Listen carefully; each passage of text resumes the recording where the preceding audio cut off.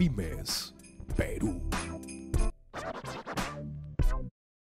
Continuamos con el programa como todos los martes, hablando de salud, de inclusión social, de las personas con discapacidad, la tercera edad. Tal como hemos señalado al inicio, nuestra preocupación es el tema de la salud. Vamos a incorporar a nuestra mesa de trabajo a nuestra colega Madeley Zafra esta mañana. ¿Cómo estás, Madeley? Buen día. Buenos días, Rómulo. Muy buenos días, queridos amigos de Pymes Perú. Nuevamente en vuestra casa, en vuestros hogares, para llevarle lo mejor de nosotros. Y en este día, Rómulo, hemos traído el tema de salud.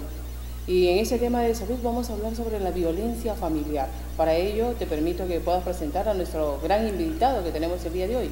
Sí, está con nosotros el director ejecutivo de la ONG Crecer, el psicólogo Gustavo Ascasíbar Noblecilla. Bienvenido, doctor. Muy buenos días. Rómulo, muy buenos días y muchas gracias por la invitación. También muchas gracias. Bueno, hablemos del tema en principio de la ONG para conocer, para que nuestros televidentes tengan un poco claro las actividades que desarrolla y luego centramos sobre el tema de la violencia familiar. Sí, bueno, Crecer es una ONG que tiene 12 años de trabajo a nivel de país. Somos una institución que trabaja en el tema de riesgo social, conductas de riesgo social, violencia, drogas, pandillaje, barras de fútbol, pero también con grupos específicos de niños, adolescentes, mujeres, familias, tratando de reducir el impacto que tiene la violencia y estas conductas de riesgo en general en la dinámica social, en la dinámica del desarrollo integral que necesita el país. Ese es nuestro trabajo institucional. Doctor, cuando hablamos de violencia, hablamos de violencia familiar. ¿Qué otros tipos de violencia tenemos? Bueno, la violencia tiene una expresión en el espacio familiar como también tiene un tipo de expresión a nivel social, ¿no? Hay violencia en los espacios de relación que tenemos nosotros. Hay violencia estructural, hay violencia familiar, hay violencia comunitaria. Lo que importa aquí entender es que para que exista esta violencia hay una persona que agrede y una persona que termina siendo víctima, o un grupo de personas que terminan siendo víctimas. Y este es un tema que puede uno, porque en el tema de salud hablamos de violencia. El tema de la violencia termina siendo también un problema de salud, pero de salud mental. Ciertamente, ese es un tema que se ha visto incrementado, de acuerdo a algunos registros de los centros de salud.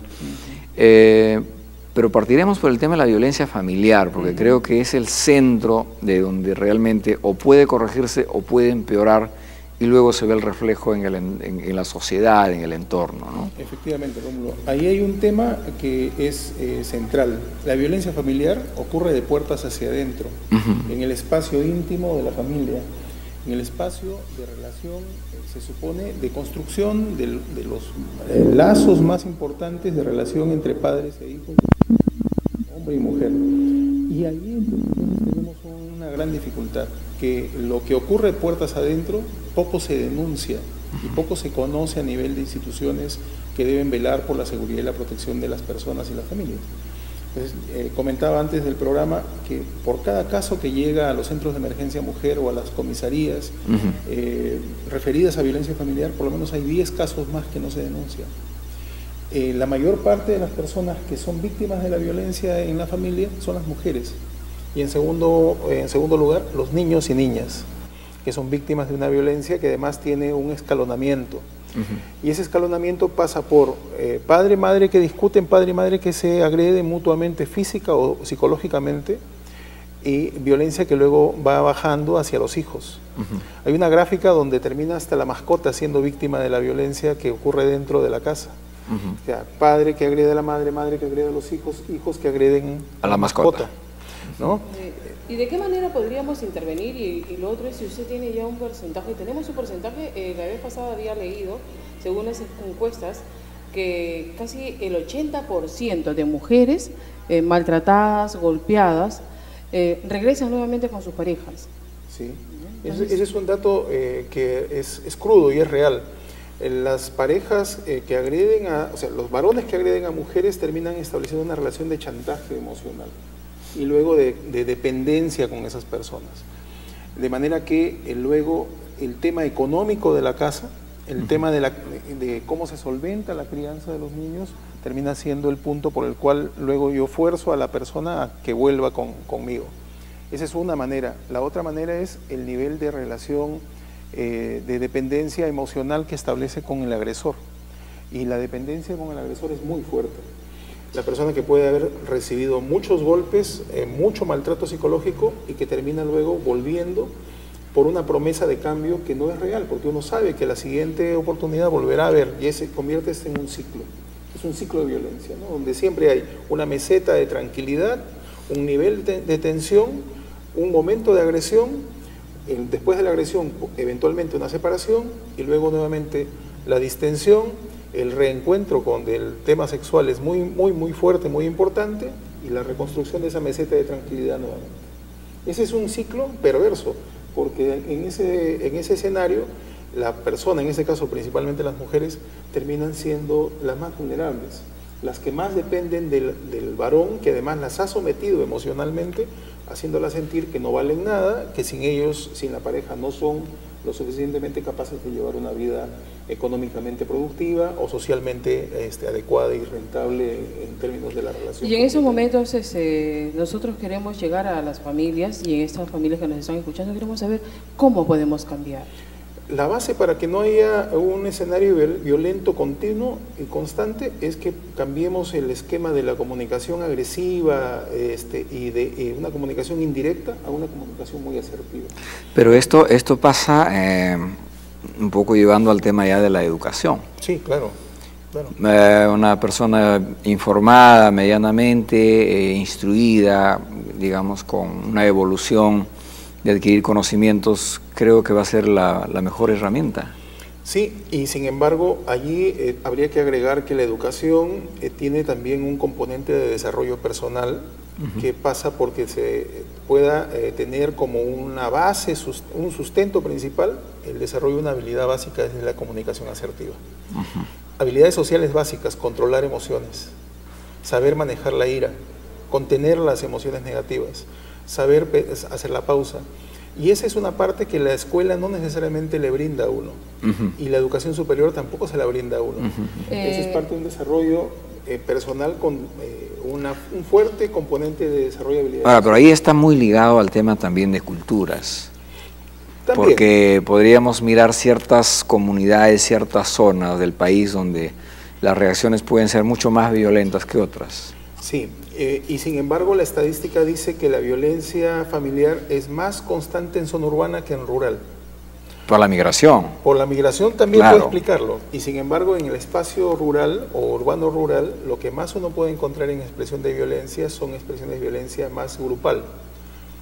Mientras que en el otro caso hablamos de familiar, de puertas para adentro, en espacios urbanos que están bastante bien consolidados, pero que tienen al mismo tiempo una característica.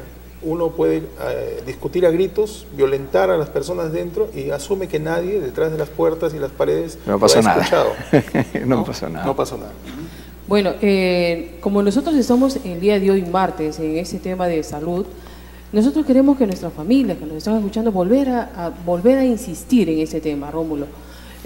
Gustavo, si me permites, puedes decirle a nuestras familias que nos están escuchando cómo no dejar que nuestros familiares o nuestros esposos sigan golpeándonos.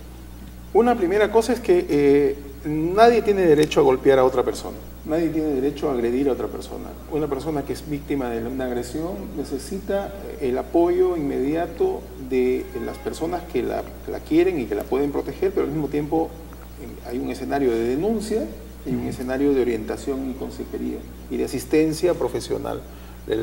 Los profesionales de psicología tienen que participar en esto. Lo segundo es que necesitamos establecer espacios de diálogo más franco y más directo con los espacios de familia, más cuando tenemos niños al frente, para evitar que este ciclo se vaya perpetuando, ¿no? Porque donde hay una familia violenta con niños que son víctimas de violencia, eventualmente vamos a tener luego adultos violentos. Entonces necesitamos romper esa ruta. Esa es una ruta en la que la violencia se va perennizando. Y allí la comunicación asertiva necesita ser la que empiece a ganar un espacio y en la que tenemos que empezar a ensayar. Es empezar a decir las cosas tratando de ponerse en el lugar del otro, evitando de lastimar y de decir las cosas de una manera hiriente e irrespetuosa al mismo tiempo, ¿no? La agresión es verbal, física, ya es agresión, ¿no? O sea, si es verbal ya es una agresión. Así es, o sea, lo que más se hace en el Perú, más que golpear con las manos o con los pies, es agredir y golpear con la palabra. Lo que tenemos aquí, la agresión psicológica de menospreciar a las personas, hacerlas sentir que no valen nada, hacer sentir que sin uno, el otro no es capaz de poder vivir o sobrevivir en un mundo tan difícil, que es como se le plantea además, un escenario de muchas imposibilidades y de muchas carencias y discapacidades emocionales, ¿no? Ahora, de hecho, acá hay algunas tareas que se tienen que cumplir, digamos, por áreas de responsabilidad. Porque si bien es cierto, existe, ahora frente a lo que existe, ¿qué hacer? Cómo lograr a sensibilizar, a conectar con esa población que tiene ese tipo de prácticas. Entonces, de hecho, estoy pensando, por ejemplo, estamos ahora en un proceso electoral. Los municipios deben tener mucho más agresividad con sus programas de acercamiento al vecino con el tema de educación familiar. Creo que la escuela de padres en los colegios debería de ser mucho más, digamos, fuerte, mucho más potente para seguir contribuyendo a esta sensibilización. Y seguramente los medios de comunicación, la cual de hecho en estos últimos días están un tanto desviados del real objetivo, que es informar con veracidad y educar a la gente. Sí, aquí hay una tarea que tiene múltiples responsabilidades, pero bien, tal como tú lo has planteado, Rómulo, es bastante bien caracterizado. Hay un escenario de denuncia que no hay que perder de vista, porque se vulneran derechos básicos de las personas cuando uno es víctima de violencia. Entonces, allí están los centros de emergencia mujer que tienen los municipios y que tiene el Ministerio de la Mujer. Allí están las comisarías que tienen oficiales especializados en esta tarea. Y luego están los servicios especializados que en municipios, centros de salud, tienen las personas que son víctimas de violencia. Y lo que hay que evitar es solamente concentrarnos en la víctima. También hay que pensar en el agresor. Hay que romper este circuito en donde el agresor siempre vuelve a agredir. Hay que saber qué es lo que está pasando también en el mundo interno de esta persona para poderlo ganar a una vida más saludable, ¿no? Así es. Bueno, muchísimas gracias por acompañarnos esta mañana. Rómulo, muchísimas gracias por la oportunidad de compartir. ¿No? Vamos a ir a una pausa, tenemos más invitados, sí, Madeleine. Tenemos más invitados, nos vamos a una pausa y nuevamente nuestro agradecimiento, Gustavo, por estar con nuestra familia de Pymes Perú. Pymes Perú.